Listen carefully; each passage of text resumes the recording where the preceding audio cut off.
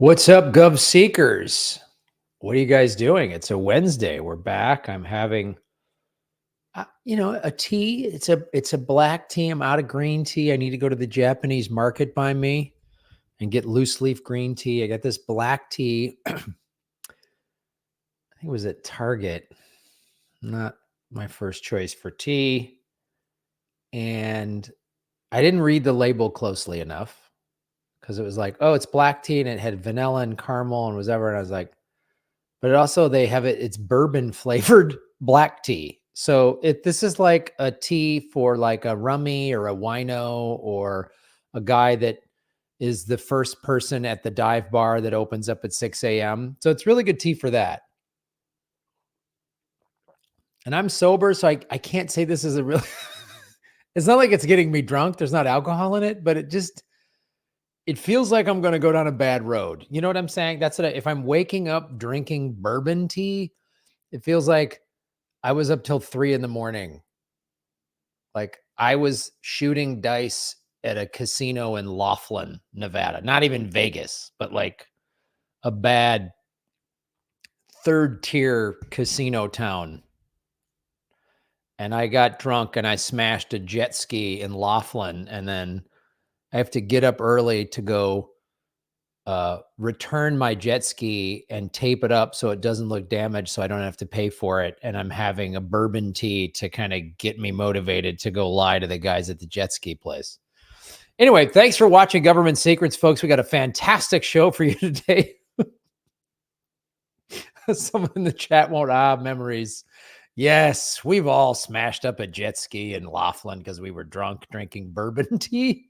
Who the fuck puts bourbon in tea? Tea is supposed to be this like coffee or all skittery tea. It's just like a little light caffeine. What the fuck, bourbon? God damn it. I'm mad at myself because I bought it. I have no one to blame but myself.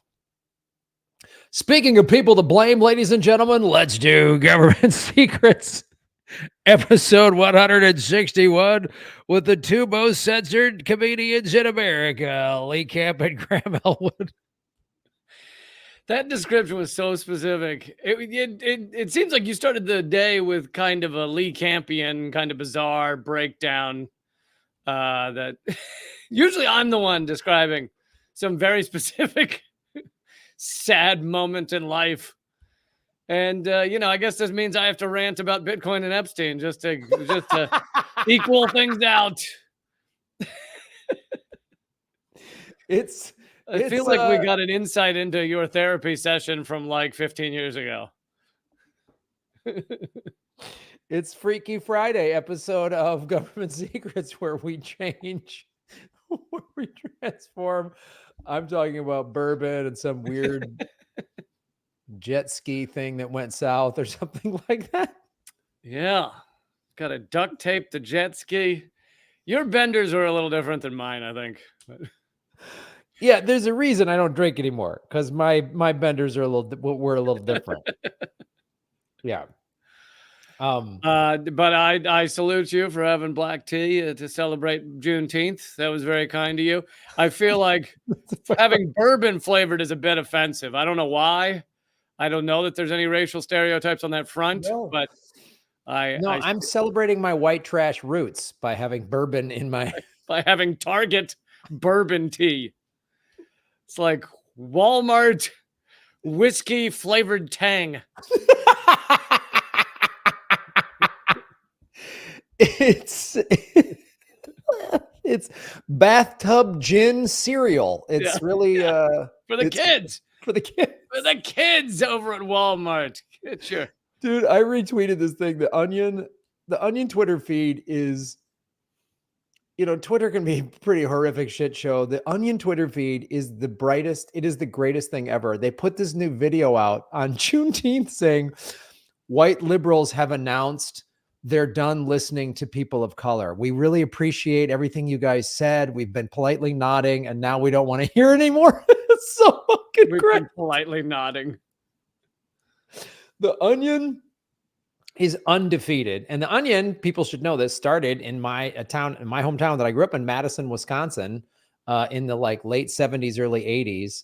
Yep. as this like joke newspaper. People think it started in New York or whatever. No. Yep, And Madison guys, and a proud moment for me. So I wrote for the Onion for a couple of years, just headlines. I wasn't the in office guys were the ones that do all the writing of articles and stuff. But a couple of years writing for them. But unrelated to that, later when I was at Redacted Tonight, I interviewed Scott Dickers, who's one of the heads of the Onion. He was in those early Madison days. He was, I think, just the finance guy, but then he ultimately became like one of the main editors and ran the Onion for a while. And one of my proudest moments was I asked him for if he could recommend, because he also taught comedy classes at Second City. I asked if he could recommend people that might become correspondents on Redacted Tonight, and he emailed back and he was like, Lee, I don't know anyone who can write that much quality comedy. Like, he's like, what you guys put out is unbelievable. well, Thanks. Redacted Tonight was a gem, buddy. It was a fantastic show. And you did like all of the writing or most of it? All of it for myself. Right. So correspondents would write their own thing, but I would edit it. But yeah.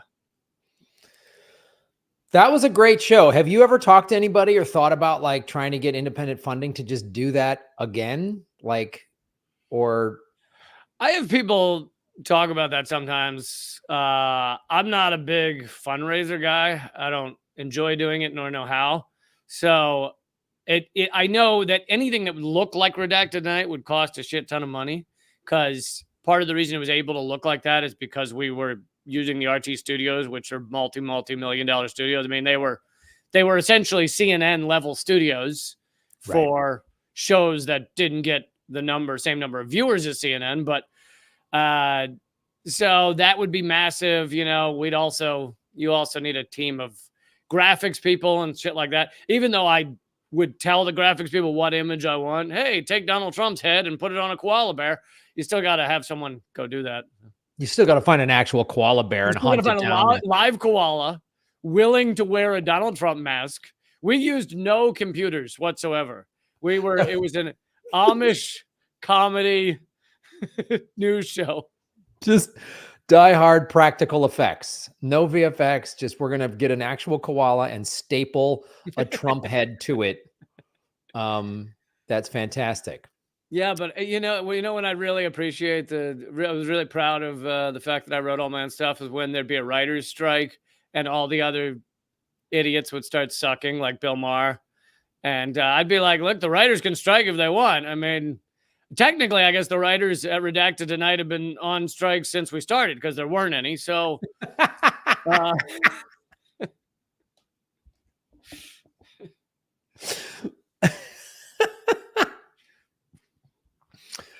oh, man. Well, speaking of shows without writers, Government Secrets Live, July 11th in Los Angeles. Tickets are moving. The early bird tickets are done. That's over, but there's still plenty of regular tickets. So go to leecamp.com or grahamelwood.com. It is scrolling below if you're watching this live, or if you're listening, go to grahamelwood.com or leecamp.com and buy tickets. And the front row early bird sold out. Yep. But now there's regular front row still available. Yes. All the birds have been executed. Well, it's the club is called The Crow, so it's an Edgar Allen Poe themed comedy club. So we really want to have as much bird. Nice. I am in Edgar Allan Poe's city, Baltimore, but I also lived not in the room, but the area where Edgar Allan Poe lived at University of Virginia when he was there. He ultimately kind of like either failed out or left because he didn't have any money. He apparently was burning all of the school's furniture to stay warm. So that doesn't sound as fun as a college experience. I too had an apartment in Baltimore with a telltale heart under the woods, under the flooring. So that was, it was pretty cool. Yep. I often joke, my cat will just sit there and stare at me all day because she wants food. So I call her the telltale cat. because you just kind of can sense someone's looking at you, and then there's just a black cat sitting there, just like, huh? How about it? What are you doing? Because I got all day. I will sit here all day, and you'll just quietly hear thun thun thun thun thun thun. I've got nothing to do other than make sure you feed me. Other than glare at you. We can do this easier. We can go hard, pal. It's your choice. You either feed me or the staring just doesn't stop. Thank you, Josh, for the super chat.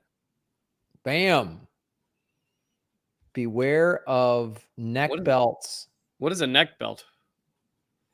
That sounds like one of your karate devices, Graham. Karate devices. I've got a nunchuck and a neck belt, and I know how to use them. I'm proficient in both a neck belt and a nunchuck. I have near my bed my fire extinguisher and nunchucks ready to go at a moment's notice.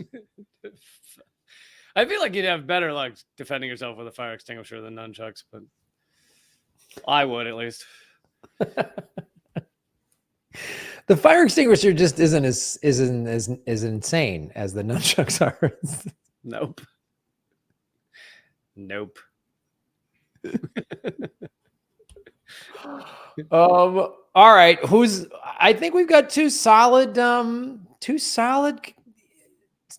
segments here. Really feel like here's how we know how you get your segment. You type CIA into the search and you see what comes up. How I get my segment is I think, what part of America have I not ruined for Graham yet?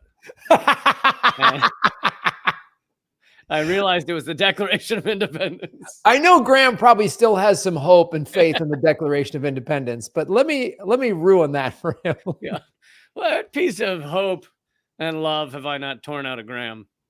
Let me make him need bourbon tea every morning. Fast forward 24 hours, Graham's licking his countertops to see if there's any bourbon tea that might have dripped. Just making turpentine soup to get through the afternoon. Target does sell turpentine soup. It's really good. It's actually, yeah. There's chocolate covered grenades that you can chew on too. They're like candy apples. They're really good.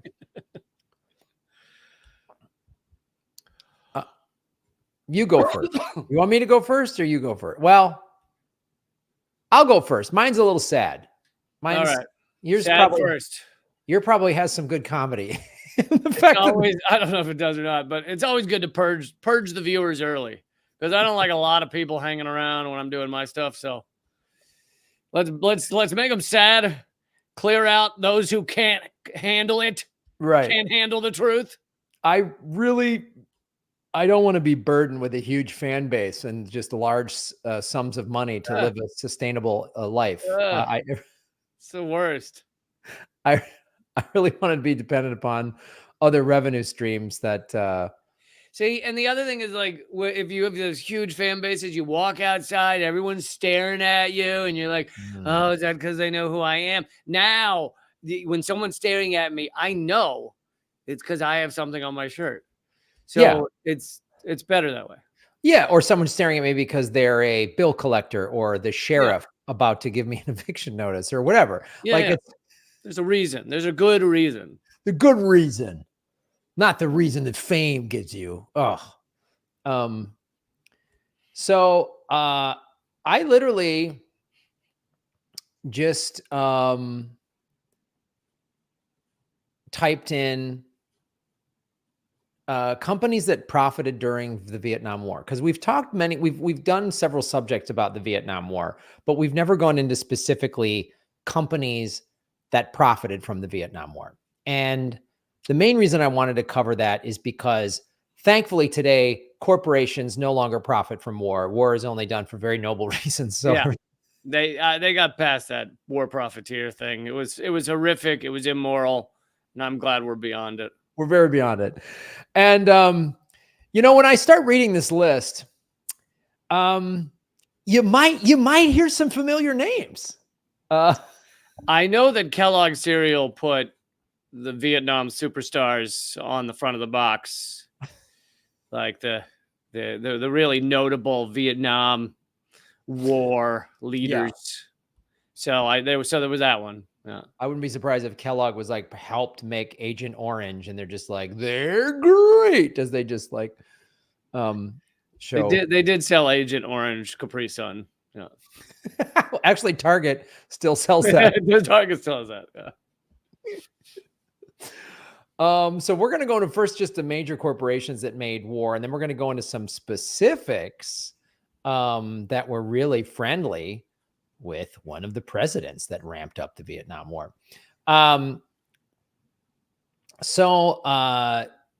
This is the number one was the Lockheed Corporation. I'm sure you've never heard that name before.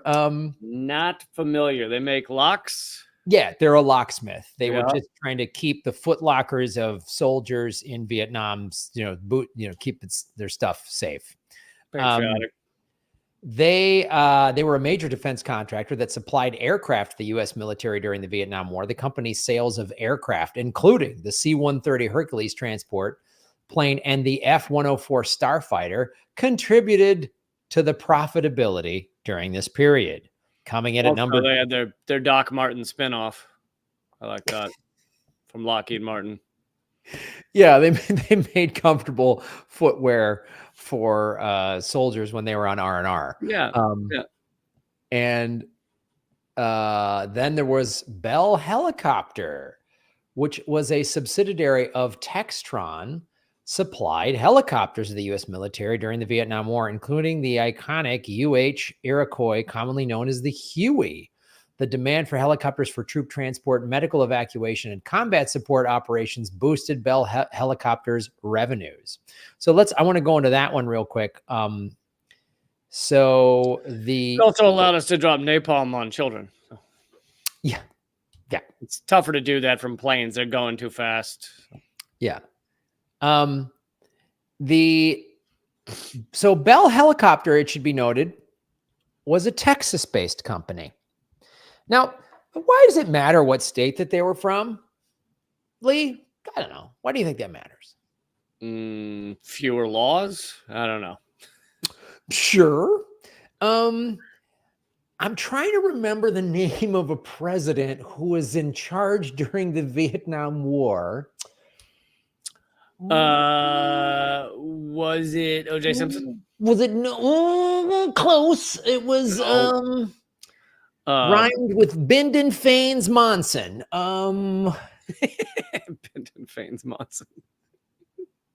Yeah. So LBJ, wacky coincidence, also from Texas. So I'm sure this had nothing to do with. So LBJ had prior, being from Texas, had prior knowledge of parade routes and things like that might go through Dallas.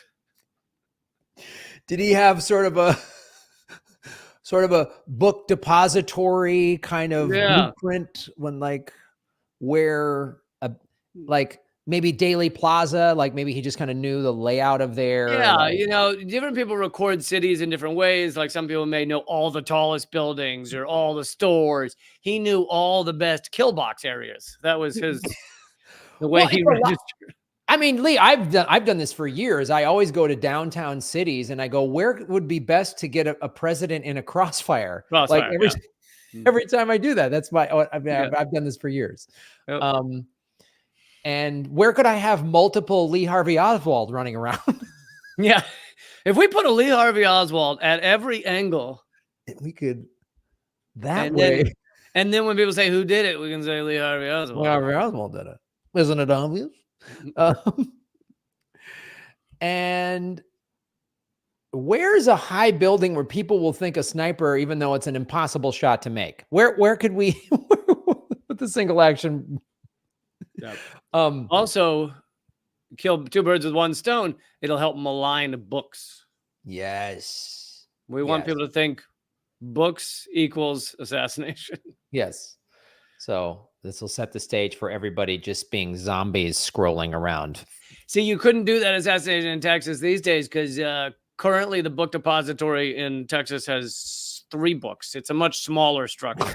It's just ground level. Yeah, the rest is storage. So Bell Helicopter, a Texas company, made a lot of money during Vietnam because the United States lost 4,326 Bell helicopters during the 11 years of the war. And if you include the number of Bell helicopters that were sold to the South Vietnamese army, the number goes well above 5,000.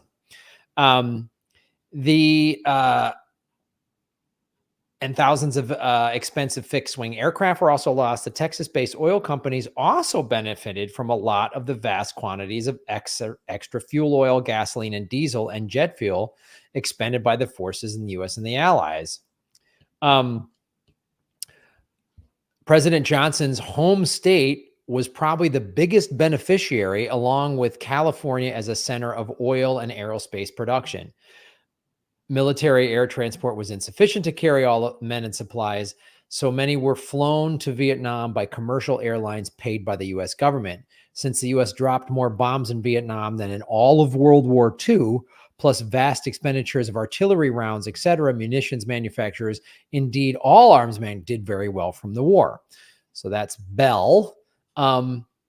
Then number 3 was Boeing, another name I'm sure many of you have heard before. It's amazing these companies have been war criminals for so many wonderful years. Isn't it great? Just decades of war criminaling. Yeah. So the main aircraft that were used by Boeing in Vietnam was the B-52 Stratosphere bomber, which dropped a lot of the bombs that did the carpet bombing. The F-4 Phantom fighter jet, where that did a lot of the Agent Orange and the napalm.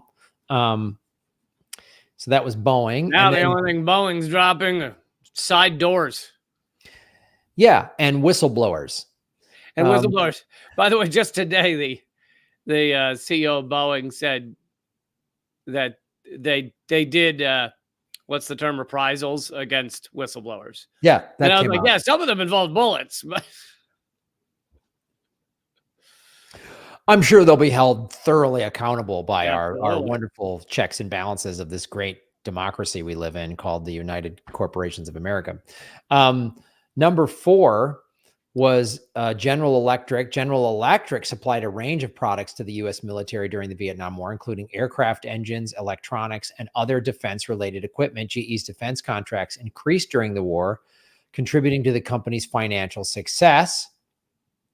Then another company that we have mentioned on this show before, our good friends at Dow Chemical. Dow Chemical and Monsanto. Right? Working hand in hand on Agent Orange. Yes.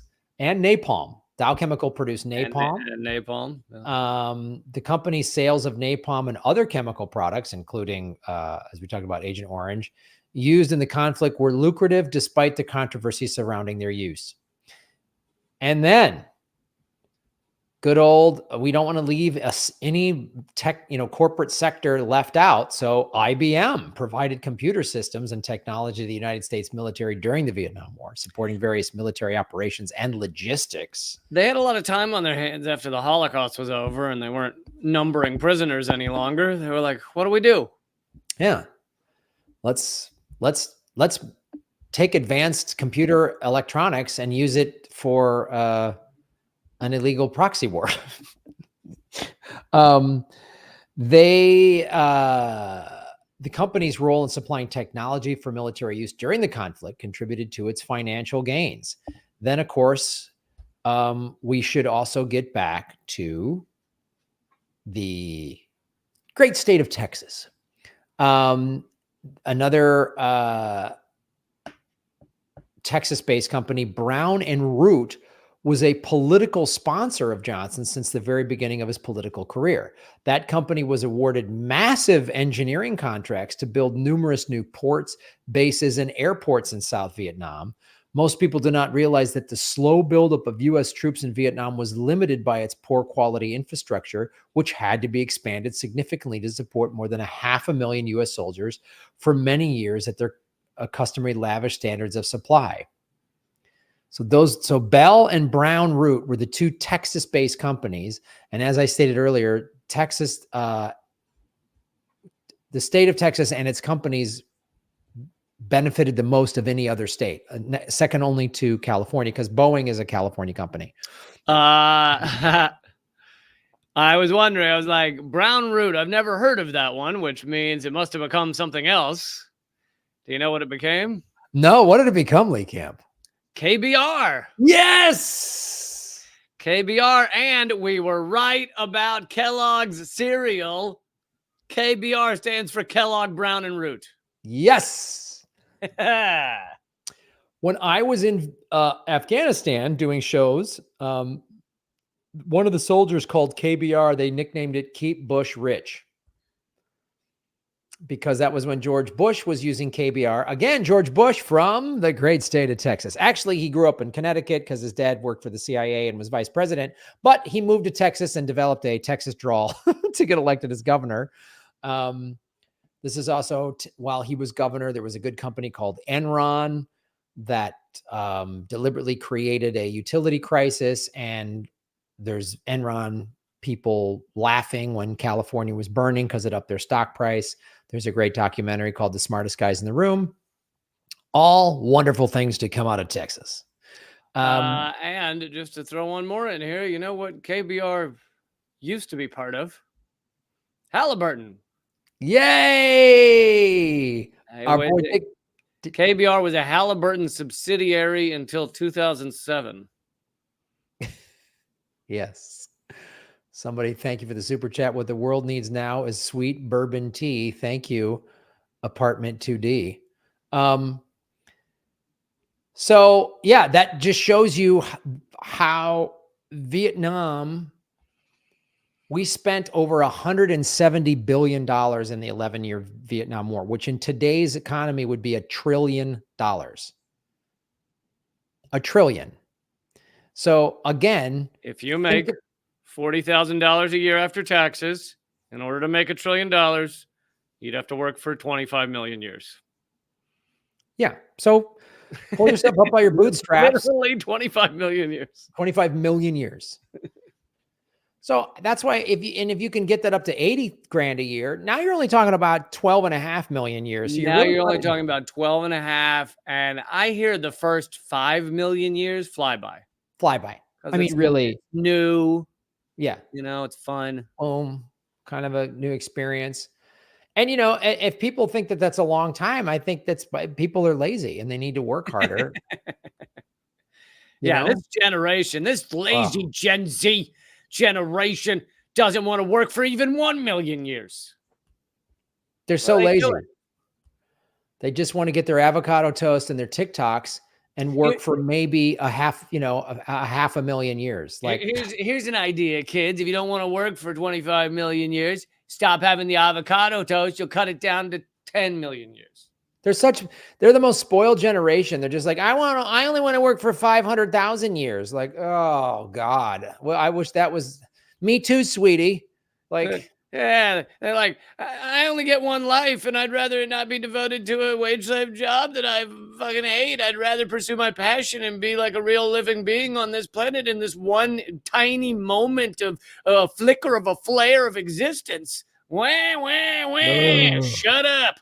I'm afraid to bring kids into this hellscape because I A, can't afford them, and B, it's a nightmare. They're not safe in schools, and climate collapses. They'll never see their 50th birthday. We get it. Here's a glass for your wine. Yeah. Why don't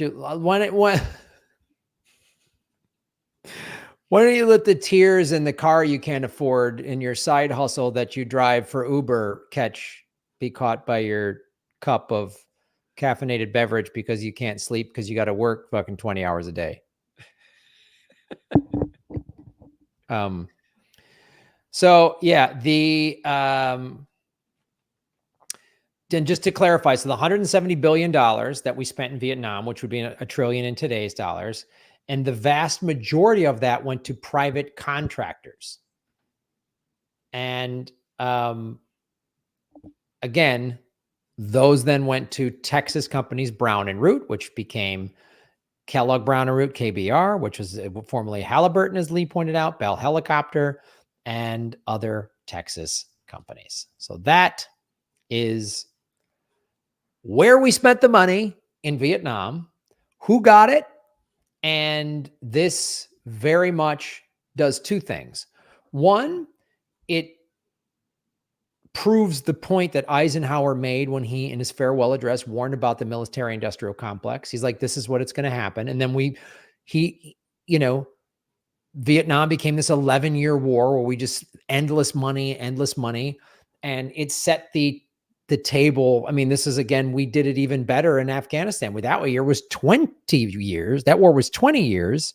And we spent $3.5 trillion. So we tripled, 3.5 times what we spent in Vietnam, adjusted to today's dollars. And now the wars in Afghanistan and Iraq are like, we're almost all private contractors, right? Yeah, and these things are still around. I mean, the Bell helicopter became Bell Textron. Textron bought them, and they continue to make military helicopters, apparently. And, we dump trillions of dollars a year into this. Yes, the military budget is $1 trillion. A lot of that goes to these private contractors. But then on top of that, you have the over $21 trillion of unaccounted for adjustments that the mainstream media will not touch with a 10-foot pole. Where does all that money go? Well, a lot of that also goes to these contractors. Yep. And so it justify, I mean, these numbers that these companies got in Vietnam prove two presidents' points. One, Eisenhower's about the military-industrial complex. And two, this is what Kennedy was trying to avoid. This is what JFK was trying to stop. They just started escalating stuff. We just were sending advisors in the late 50s before even Kennedy got into office, and was like, I don't want to see this escalate. And he was trying to back channel peace. He was with the Soviets. He was trying to get us out of Vietnam and shut that thing down because he knew this would happen. And so did the CIA, and that's why they killed him. So these numbers, he was costing a lot of people a lot of money. Yeah, because if Kennedy would have not been assassinated and was successful in pulling us out of Vietnam, there's $170 billion that would not have been made by these companies. So that's why this happened. It's pretty, I always say on my show, follow the money, connect the dots, get the truth. There you go. Look at the $1 trillion in today's money that would not have been made. So these companies are like, this guy's got to go. And now you see why every president since has had to capitulate to the military-industrial complex in one form or another. They can say whatever they want on the campaign trail, or even make speeches while they're in office, or pass some little Mickey Mouse law or that Mickey Mouse law. But at the end of them, all of them, including Jimmy Carter, you have to spend money on war in one way or another if you're the president of the United States of America. There's no two ways about it. Yeah. And, I've often said that one of the greatest experiments done on this front actually came from Donald Trump, even though he's a racist, megalomaniacal lunatic. There were a couple of times that he wanted to actually go against the military-industrial complex. And I don't want this to mean that he's anti-war. More bombs were dropped under Trump than Obama. 40,000 Trump's first year, 26,000 Obama's final year. But in those few times, for whatever lunatic reason he had, that Trump wanted to create peace, whether it be with North Korea, whether it be pulling the soldiers out of Afghanistan, pulling the soldiers out of Syria, all of which he said at various times, every single time, the military-industrial complex quickly and effectively stopped him from doing any of that. Now, this doesn't mean he's a good guy. It doesn't mean he was doing it for good reasons. He doesn't give a shit about innocent people dying. He was doing it for his own megalomaniacal reasons. But it just shows, you go against the military-industrial complex, these things will not be stopped. I mean, within days of him saying that that we were pulling the troops out of Syria, you had the chemical weapons fraud that has been debunked by multiple OPCW whistleblowers. Within days of him saying we're pulling the troops out of Afghanistan, you have the Taliban bounties, Russian bounties fraud that has been completely debunked. Each of these made sure that all the military stayed exactly where it was. Yeah. And he kept dropping bombs, and he upped troop counts in Afghanistan and Iraq. Because his supporters will say he didn't start any new wars, and it's like, yeah, but he kept the same wars going. And when you're dropping 40,000 bombs and you're assassinating Iran's the highest general, which could have put us into nuclear war, you're not anti-war. No, you're not anti-war. In fact, the description of how they ended up making that decision to assassinate Iran's general, despite the fact we're technically not at war with Iran, was that they brought the Joint Chiefs brought 3 options to get back at Iran for whatever they were upset with, and to Trump. And they bring the most aggressive one, the middle one, and the bottom one, and the least aggressive, thinking Trump that most presidents choose the middle one because they don't want to be insane. Trump chose the most insane one, and they didn't even put it on the list because they thought it was a good idea. They put it on the list as kind of a fake idea. Yes. Thank you, Josh Grape Gilbert. Thank you, Josh, for the super chat. This is for part of the anti-war effort. Thank you so much. All right, Lee. That was Government Secret segment number 1. Money for Vietnam. Now, segment 2. Another thing to crush Graham's hopes. All right. The Declaration of Independence. And I decided to do this segment because I was reading something about how insane our borders are, how insane our anti-immigration policies are. I may have more on that in coming segments, but and one of the things they mentioned, I think it's in a footnote, is about a line in the Declaration of Independence. Let's see, I'll get to it later, but I wonder if I can find it real quick. Yeah, I can't find it this quickly, but there it is. A line in the Declaration of Independence about the merciless Indian savages. And I was like, of everything I learned about the Declaration of Independence, I don't recall the pro-genocide racism that was being spouted in our Declaration of Independence. And so I thought I'd go back through it, refresh my memory as to what exactly was in the Declaration of Independence. And we'll get back to the savages in a moment. But let's just go through some of these things.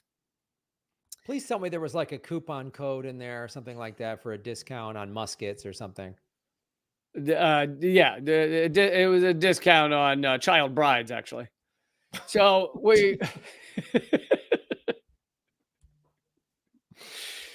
we hold these truths to be self-evident, that all men are created equal, that they're endowed by their creator with certain unalienable rights, that among these are life, liberty, and the pursuit of happiness. As I've mentioned before on this show, all men are created equal, which sounds like such a high value to have. Yes, all men are created equal. That actually meant, and there's arguments over the percentage, but roughly 10% of the population was the all people are created equal, because with the right to happiness and liberty, 10% of the population of the Americas. And it may have actually been lower than that, because I don't think the 10% included, or the 90% included Native Americans. So you're throwing out Native Americans as non-human. You're throwing out women because they don't deserve rights or liberty or anything. You're throwing out any non-land owning male, or, convict male, or, anything else that would push you off to the edges of society. Of course, you're throwing out any slaves or any black people. So this noble idea of we all have the right to happiness and liberty meant 10% of the population. Maybe. Well, I think it's fair that the ruling elites should have happiness and life and liberty, and the right to exploit working people and have slaves. And the opening sentence says, by their creator, which this is the land of freedom of religion, and yet opening line, God's got our back. Freedom of religion, as long as you have basically our God, basically the one we came up with. So then it goes on. Here's another line, that to secure these rights, governments are instituted among men, deriving their just powers from the consent of the governed. That consent of the governed is yet again 10% of the population. So not really. Basically, that whole sentence is moot. It's not the consent of the governed if it's the consent of 10% of the governed. It's kind of like how Israel says they're the best democracy in the Middle East when roughly half their population is not considered, has no right to vote and is not considered part of Israel. Yeah. And they bomb them and steal their land. And they genocide them, yeah. Same with this. I mean, this Declaration of Independence would fit perfectly with Israel. It's like, we're noble and just and we treat everyone right except for all the people we're genociding, of course. Right. So later it says that whenever any form of government becomes destructive of these ends, meaning it's no longer representing that 10%, it is the right of the people to alter or to abolish it and to institute a new government. Boy, wouldn't that idea be nice today? If the government no longer represents the people, we have a right to put in, to abolish it and put in a new government and new rules. They go into breakdown in like how that could be done if just hypothetically somebody wanted to do that today, let's say today. Apparently there's a big on-off switch in the Capitol. You just gotta reboot. Is that what those guys climbed the fence on January 6th for? They were just trying to find that button. They'll find that reboot button. Yeah, that's it. This is saying they need the consent of the governed. Well, not only are there countless issues that you can find across America that if you poll people, it's like 94% say we need to end the war in Ukraine. 90% say we should have health care or whatever the numbers are. Yet again, on issue after issue, it's like, oh, the American people can want something to happen. Absolutely not going to happen at all. But on top of that, you have the large studies that have shown that nothing goes to Congress that isn't a corporate America, that isn't the business interest, that isn't the oligarchy. Literally nothing goes to Congress. That is what the people want, unless it's with corporate interests. And that doesn't sound much like the consent of the governed. So apparently, according to our own Declaration of Independence, we have a right to abolish this government right now. I mean, yeah, I'm down. I mean, are you asking to? Are you? I'm asking if you still have your nunchucks and can get to that on-off switch. Yeah. Like, could you just thrust your way in there? I could get some chucks in there. I'll get that. I'll get right to that switch, baby. I'll get that. I'll be all amped up on bourbon tea, just swinging chucks. I'll get that thing punched. Amped up on bourbon black tea. I'm not used to caffeine. Get out of my Just throw nunchucks around. And then they would, bring Target executives into the courts, suing them because kind of like selling bump stocks to people. It's like they sold him the bourbon tea. If I go nuts like that, it's absolutely Target's fault. I mean, there's no two ways about it. They've made me crazy. I wasn't crazy before this tea. I was so sane before that bourbon tea.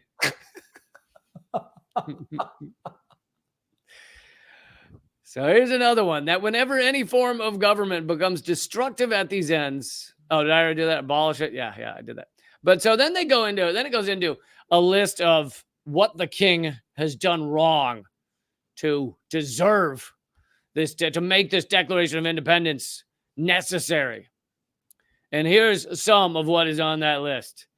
He has dissolved representative houses repeatedly for opposing with manly firmness his invasions on the rights of the people. So he's invaded the rights of the people, which we already established is actually only 10% of the people. He invaded the 10%, the rights of the 10%. With a hard on? Like, I'm unclear. The manly firmness, is that just he's got a big boner? Yes. He had a hard on while he did it, which is the real problem here. If you're thrusting your manly firmness into our situation, can we thrust the citizens' manly firmness into the hindquarters of the Congress? Is that something we could do? I think that's against the rules, actually. I'm not saying. This is all hypotheticals about thrusting my manly firmness. into Congress. Technically, you're supposed to thrust your manly furnace into the ballot box, but it's saying that doesn't seem to be working. So the back end of Congress might be the next best step. Okay. I mean, I just want to thrust my manly firmness into somebody. I mean, we all know that, Graham. But in a protesting activist way, not, you know what I mean? Not in a creepy way, in a protest. So, but clearly, this goes with the sexism of the time. And here's the thing is, like, I know that some people go, well, that was the way that the times worked. So you can't get upset at people for having slaves. There was slavery. It's like, no, you can still be upset with people for doing those things. It's like they also executed witches at some of these times. Like, it doesn't make it okay. It may have been of the times. It was of the times to marry your cousin. It's still not good. It's still we can criticize. There were a lot of people who saw that sexism was a problem. There were a lot of people that saw that slavery was a problem. So, it then continues. The king has endeavored to prevent the population of these states so they viewed populating the states as a way to claim the land they didn't have a right to and more effectively genocide the Native Americans. Because if you can have lots of people there, then it's easier to kick people out and kill people. And we're seeing that with Israel too. They want heavy population. In fact, there are whole programs to try and get American Jews to move to Israel and become citizens of Israel in order to heavily populate Israel so that it can push people out of their land and steal their homes and their land. But anyway, so they're claiming the king prevented the population for that purpose, obstructing the laws for naturalization of foreigners, refusing to pass others to encourage their migrations hither, and raising the conditions of new appropriations of land. So they're upset that the king is refusing to make more immigrants come. Man, has that turned around. Man, is that different now? How dare you not have more immigrants come to the United States? Well, somebody read that and went, well, maybe we sanction and bomb all these countries and we can get some more. We make life in their homes so horrible that they have nowhere else to go. Yeah, that is one way to get a lot of people to come here. All right, so we're back to manly firmness because it says the king has erected. There you go, Graham. That's for you. A multitude of new offices and sent hither swarms of officers to harass our people and eat out their substance. You want the first crack at that expression? Wait, I'm sorry. What was it? What? The king has sent officers here to harass our people and eat out their substance. I mean, what? I mean, what was this? Some sort of weird sex act back? I mean, or just is that how a gentleman? It's often the pickup line I learned. Come hither and eat out my substance. But no, I think we should talk about this more. We should talk about how our goddamn government eats out our substance. It really does. They've been eating out our substance for a while. It's been eating out our substance forever. No, but what it's referring to is like destroying your lives, which is, if you force someone to labor away at a job they hate for their existence, to barely get by and barely afford healthcare their entire life, that sounds like eating out their substance. It's kind of like eating out your soul, I think. Right.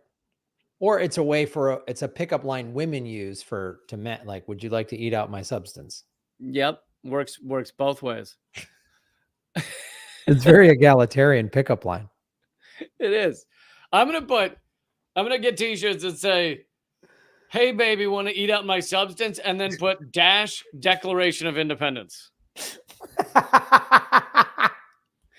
That's a quote from the Declaration of Independence.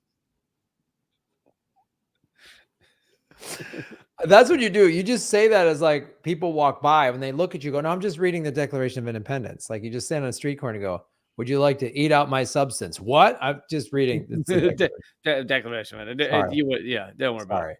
I'm a patriot. They're also upset with the king for quartering large bodies of armed troops among us. Now we live in a country with the largest military in the world, but on top of that, we have the largest police force, which is armed troops among us. The largest police force per capita in the world. Armed troops all over the place. Because at the time, there were no police officers back in the beginning of this country. It wasn't a thing. We have now made it a thing, and we act like it's different than an army. No, it's just an army that has their guns pointed at us. Yeah, I mean, every police force in America has military-grade equipment. I mean, we've both done stories on it in our respective shows. They buy military equipment from the United States military. I mean, that's who supplies the United States police force, is the military. Yeah, especially for the more gnarly stuff like the MRAPs and everything. Mm-hmm.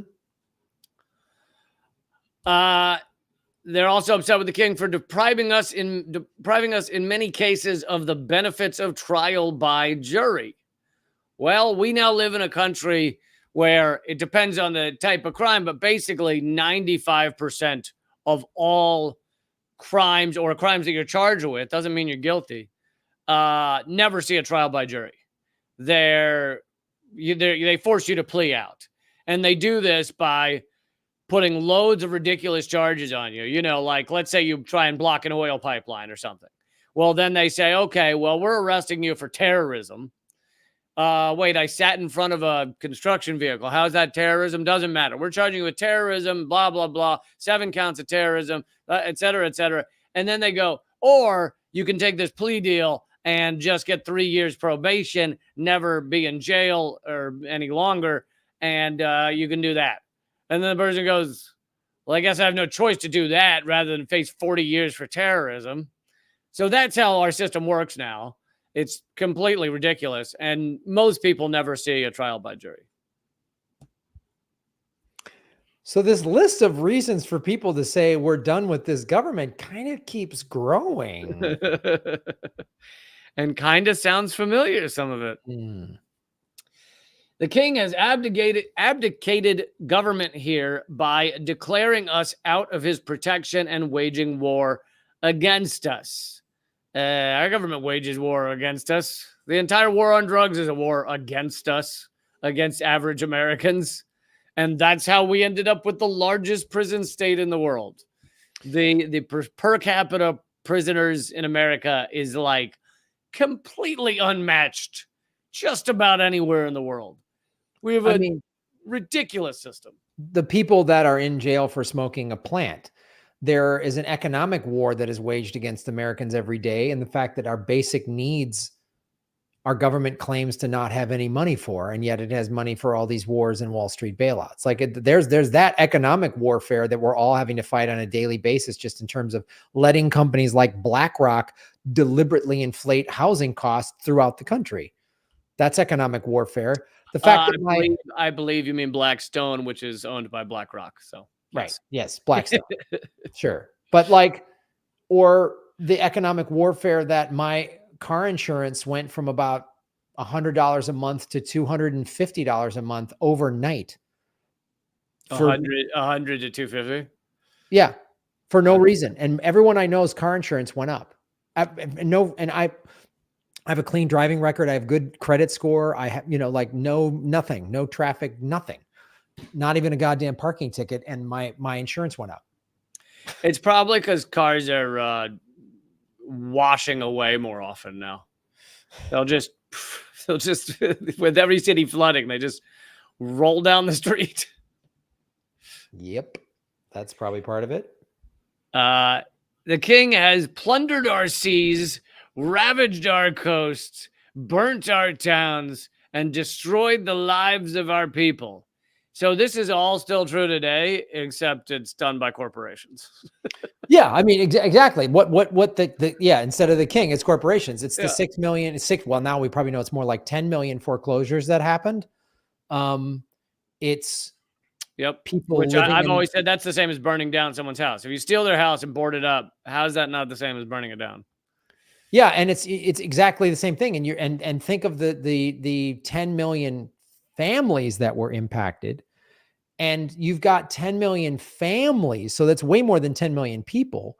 It's Yeah. probably in the neighborhood of 30 to 40 million people directly impacted by this. You're taking. And yeah, and then you have lives destroyed, careers destroyed, divorces caused, children, that have issues because of, like, And you just wiped out, all this intergenerational wealth.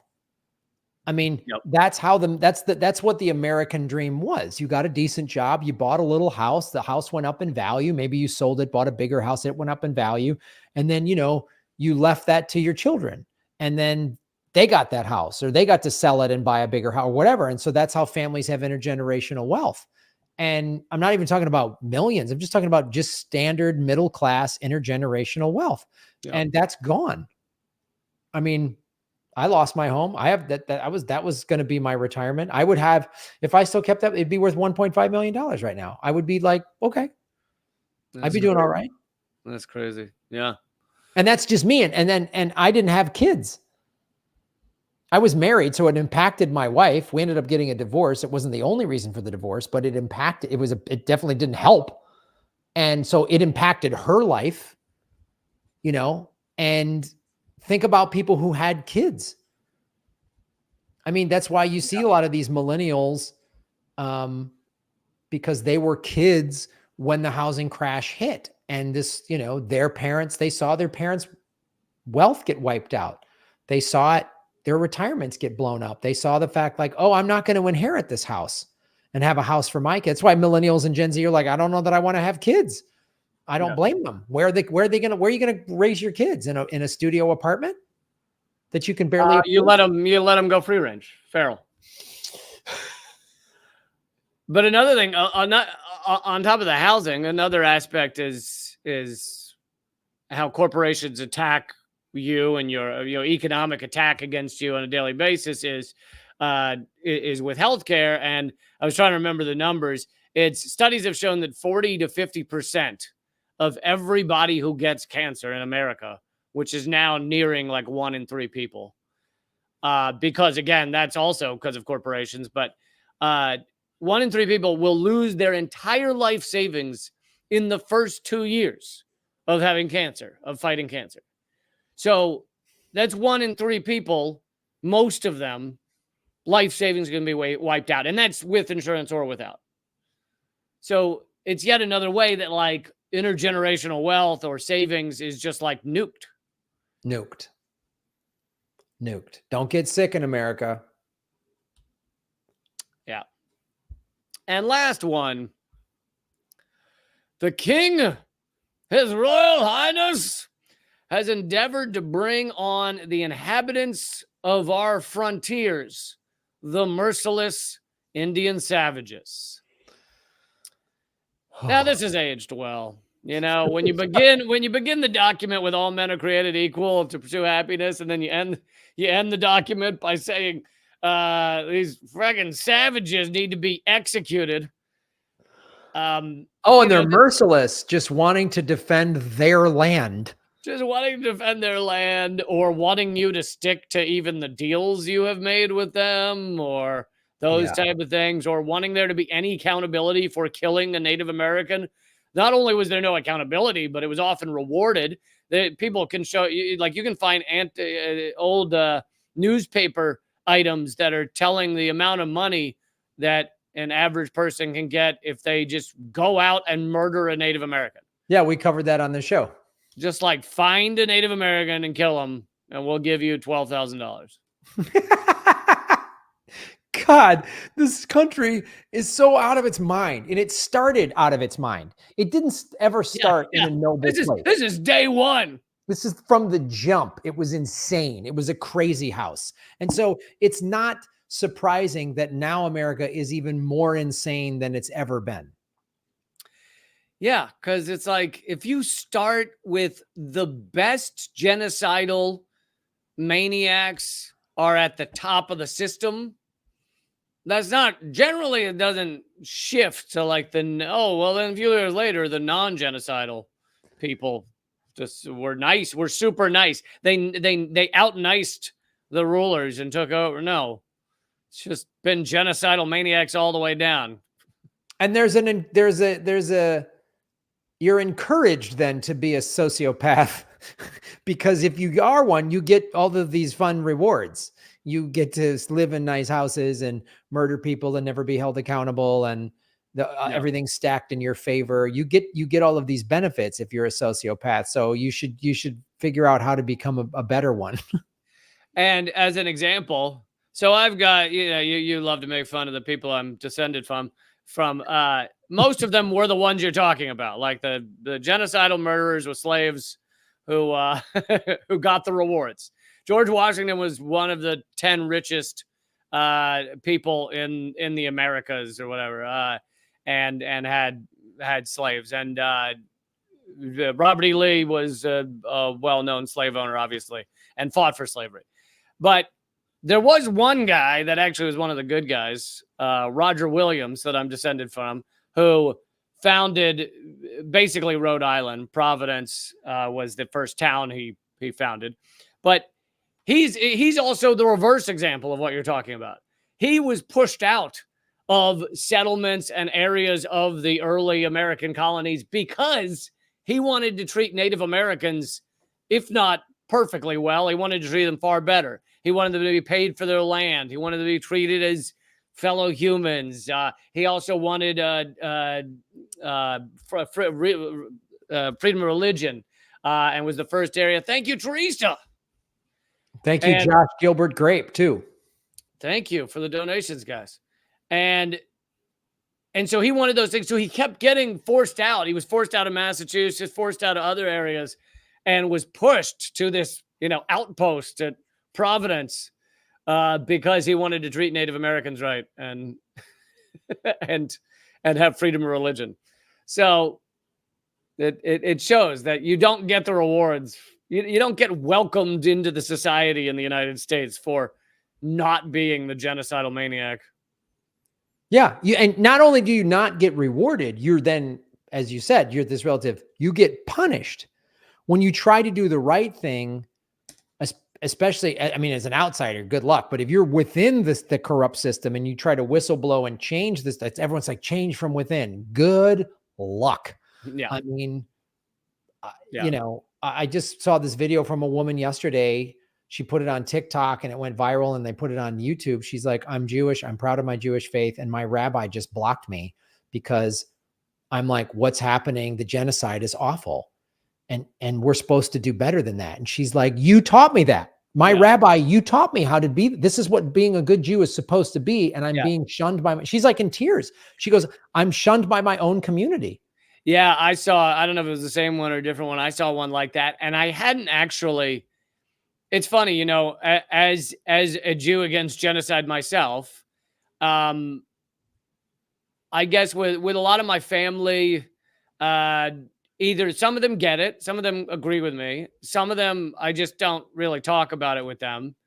But outside of that, I lost, because I've been anti, or pro-Palestinian or anti-apartheid Israel for several years now, or many years. I guess all those people that would have cut ties with me, like my high school friends, most of my high school friends were part of this Jewish, youth group. And most of them, I don't speak to most of them or any of them really. And I think because they had like purged me from their friend group years ago, it never occurred to me that like there are Jews in America right now who are losing everyone they've ever communicated with. Like family is stepping away from them. Jewish community center the people there don't want to be associated with them, all because they're against genocide. Like, it's crazy.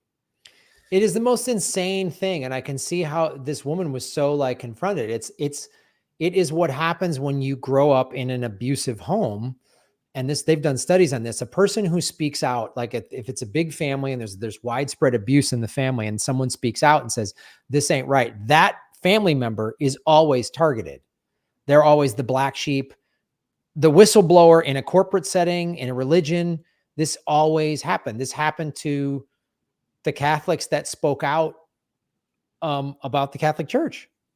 And they, yeah, because not only is it that the people don't want to reveal these dark secrets, but it's also that it forces them to realize that they've been, even if they're not involved in the abuse, the fact that they've ignored the abuse means they've got to reassess their moral core as well. And they don't want to do that. So instead you go at the whistleblower.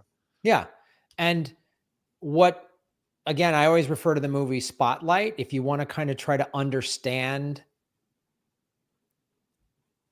what creates an infrastructure that allows the abuse to happen, and what creates an environment where then whistleblowers are targeted, and then what the emotional impacts of that are. There's some great scenes in that movie by really good actors, but they're playing real people, of like Mark Ruffalo's character, and he's playing an actual reporter. Resendez goes, he kind of loses his shit in the office with Michael Keaton. And then he goes to Rachel McAdams' house later, and he's like, he goes, I hadn't been to church in a while, but I always thought I'd come back. He goes, I liked going to church. I liked the fellowship at the Catholic Church. And he's like, I can't go anymore. And she says, I stopped going to church with my Nana. She had this Irish Catholic, grandmother that would go to church 3 days a week. And that it's a spiritual abuse as well. When you add a religion to it, that's telling you all of these noble altruistic things about this religion. And then you're like, but this religion is completely contradicting its own writings. Yeah. Yeah. Like, and then when you call that out, you're the bad guy. You're like, well, it is so, you're made to feel crazy. You're made to doubt yourself. I mean, and so I've seen numerous videos of Jewish people online, like in tears, because they're being completely shunned. Like you said, you've already had to, left and got kicked out or whatever years ago because you've been anti-war. But people who are just now waking up to this, there was never any, they weren't even political very much until right now. And they see the endless death and suffering. And it's knocked a lot of people who are not that political to kind of jarred them into a new reality of awareness of this and speaking out about it. And that can get them banned from their family. And then people you think that you can trust and have conversations with are just like closing the door on you. Like just nope or the only way I'm going to keep open my door to you is if you come back to this way of thinking that you're like, I cannot do this. This is wrong. Just come back to the wrong, evil way of thinking, and then we'll love you. Is like, Jesus. Come back to the evil way of thinking. Yeah. Yeah. Yep. And I think it's probably even more compounded within the Jewish community because never again is such a thing that is taught after the Holocaust. Yeah, I've said a few times since October 7th that when I was growing up, we heard never again a lot. And yeah, we heard it in relation to teachings about, we learned about the Holocaust as a kid and things like that. And you'd hear never again. But at no point did they ever say never again just for us. Like, it's so bizarre to use to run around saying never again endlessly and then just now be like, oh no, that really meant just for Jews, never again for Jews. Like, no, I think it meant never again for anybody. Like, yeah, I mean, you kind of quietly heard, or it was subtly said sort of never again, but just for us. Like when you said like America, like Somalia or Darfur or some like, horrible thing that America was like helping or doing nothing about, and everyone's screaming never again. Yugoslavia, never again, never again. Well, that's somebody else's never again, not ours. It's like, it's just, the Khmer Rouge. I mean, like mass graves, anytime mass graves pop up, it's like, yeah, well, the next not this never again, we kind of missed the boat on, but the next never again, then we'll get that one. We'll get that never again. But this one, or sometimes it was like, well, yeah, never again. But I sent an email. I signed the signature on the clipboard. I mean, what more can I do? That's it. yeah. Yeah. And it's somebody brings up a good point. Like when sometimes I get so frustrated. I'm like, how are these people, how are Jews not seeing this hypocrisy? How is this possible? Some do, Graham. Some do. Same thing though, but how are these Catholics just allowing priests to molest kids and being okay with it? But somebody brought up a good point, I think if someone's telling their college professor did this, like everyone here who's against slavery, everybody raised their hand. Of course, we're against slavery. He goes, in 1850, how many of you would be against slavery in America? In 1850, there was people like, well, it's a complicated issue, or my dad owned slave. It's going to hurt his business. You know what I mean? Even Thomas Jefferson wrote that, yes, I can't remember the word he used, but slavery is not great. But he said, it's the wolf you have by the ears. He was like, yeah, we probably shouldn't do this, but if we let go of those ears, that wolf is going to bite us. So I'll just keep having slaves. Yeah. Yeah. So come to our live show July 11th, folks. It's kind of fun like this. Go to leecamp.com or grahamelwood.com and come to the show. Yeah. Los Angeles, July 11th. We're going to do stand-up to open the show, stand-up comedy, and then we'll do the taping of Government Secrets. It's going to be a blast. I also want to thank Teresa again for that huge super chat. Really awesome of you. Thank you. Thank you. Thank you. Everybody did super chats today. Yep. I don't know. We're at 420. Are we doing an extra? I can do one. Can you do one? All right, we'll do a quick one. All right, folks, go to patreon.com/government secrets, and we will do a This Week in Government Secrets bonus content. If you are new to Patreon, you will unlock 60-some bonus segments immediately, and you can join for as little as $5. Also, it's the only place where you can get Government Secrets mugs, which these will not be for sale at the live show, but we will have bingo cards. Also, the extra segments on Patreon, that's when Graham and I really get loose, all right? We stop restraining ourselves and we talk about the real shit. So. Yeah, this is such a restrained podcast. It's two censored guys going. We stop doing that mainstream corporate propaganda and we let the cat out of the bag. Two guys that are like, we've been so censored, like I don't even know what I'm supposed to say or not say anymore. We're just gonna talk and whatever and go off on rants. Thank you everybody in the chat. And go over to patreon.com/government secrets. And if you're in LA, July 11th, come to our live show and go to leecamp.com or grahamelwood.com for tickets. Come support what we're doing.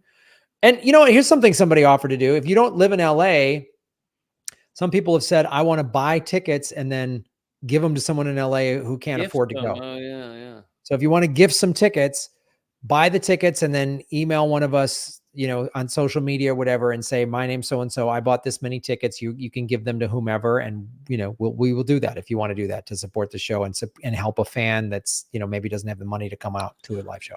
And if there's, someone who's wealthy who buys all the tickets, we've got to hope that doesn't mean we have an empty show with a lot of free tickets. I mean, if that's true, if you want to just buy out the theater and then we'll just have all of these free tickets for people. In that case, let's not do the show. Let's just go have a drink. No, we still got to do the show. We'll sell out the theater with no real anybody really showing up. We're not taking the money and going to Vegas. We're going to make a show and you guys will be able to listen to it. All right, man. I'll see you at Patreon in a minute. All right. This has been Government Secrets, episode 161. Thank you for watching and listening. So long, everybody. Thanks, everyone.